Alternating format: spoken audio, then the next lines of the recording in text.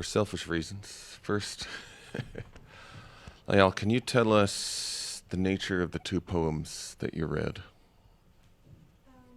Oh, sorry. I'll take. Okay. Yeah. So these two poems, I read at the end of the piece, Return to Jaipur. I read the poem by Shaker Sayab, who is an Iraqi poet, and then this last piece was written by the poet. The poem I read was written by poet Tawfiq Zayed, who is from Palestine, and both poems are actually rooted in, I would say, modern poetry, which are an aspect of the poetry I've been working on, especially during that project. I started working with classical poetry and the way the rhythms of the poetry, the metrics and the meters, gave me rhythmical elements to work with musically. And then I started looking into free verse poetry and more modern verse. And Shaker Sayab, the Iraqi poet, is actually one of the pioneers of that movement in Arabic literature, modern Arabic literature. And I just started seeking exactly the opposite of what I was seeking in the classical poetry, meaning the fluidity of the words, of the phrases, the irregularity somehow. And so these two poems that I read today were part of that aspect of that work on poetry. Thank you. I think that's fascinating because when one thinks of music as relates to literature or visual art or anything, there really is an underlying rhythm that sometimes we're aware of it, sometimes not. And I just think it's fascinating for one to take in two completely different art forms, yet find a common ground. So as a musician who mainly reads the notes in front of my face and makes sure you play in tune with a nice sound, this is wonderful to know that you're doing this and that it came off so beautifully. So thank you. And I understand there is a copy for everyone of the translation that you can pick up on your way out. Yeah. So thank you for that. I also want to, I warned the other members of the band that I would be picking on some of you. I can do that because I'm a former professor. It says that somewhere in the faculty handbook, somewhere in the back.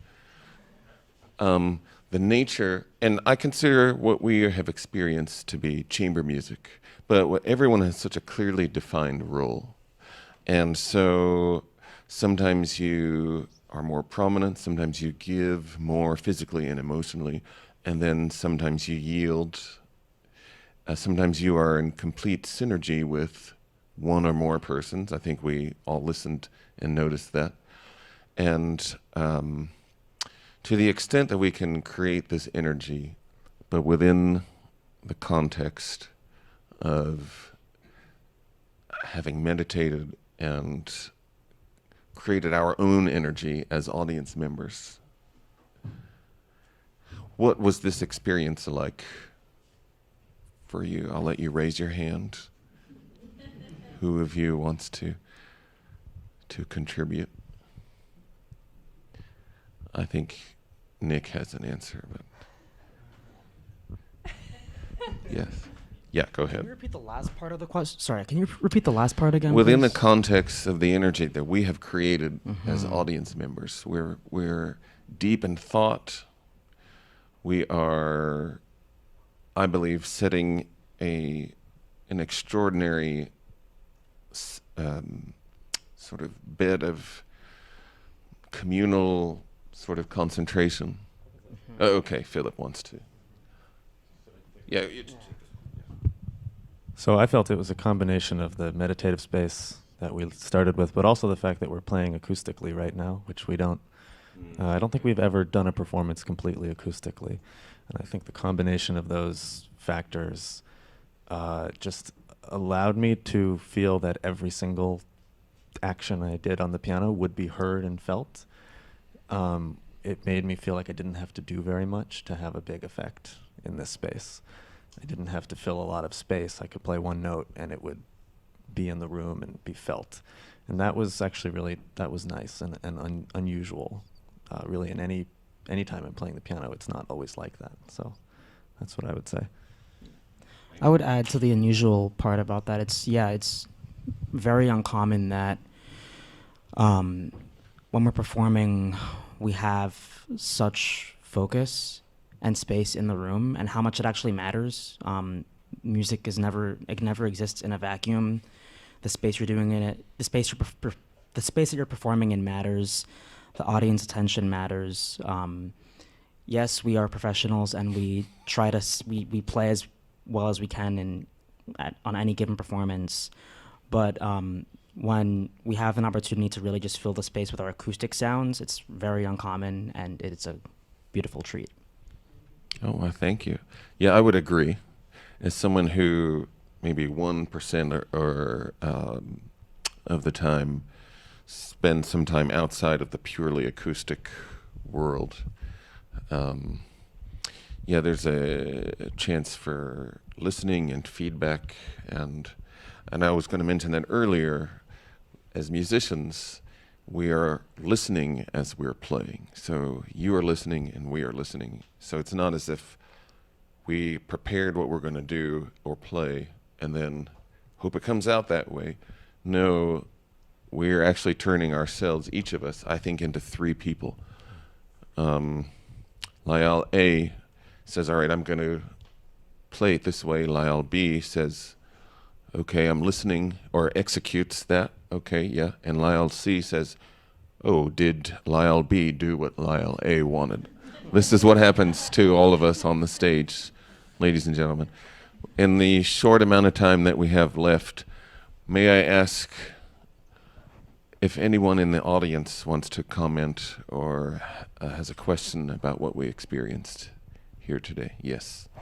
Get the mic. Thank you very much. My question to you is, how do you approach tuning when dealing with pitch organization that comes from various parts of the world?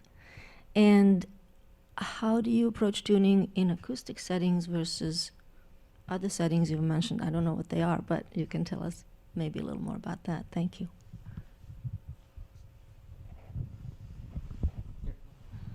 You can leave that mic for you. Are you referring to untempered?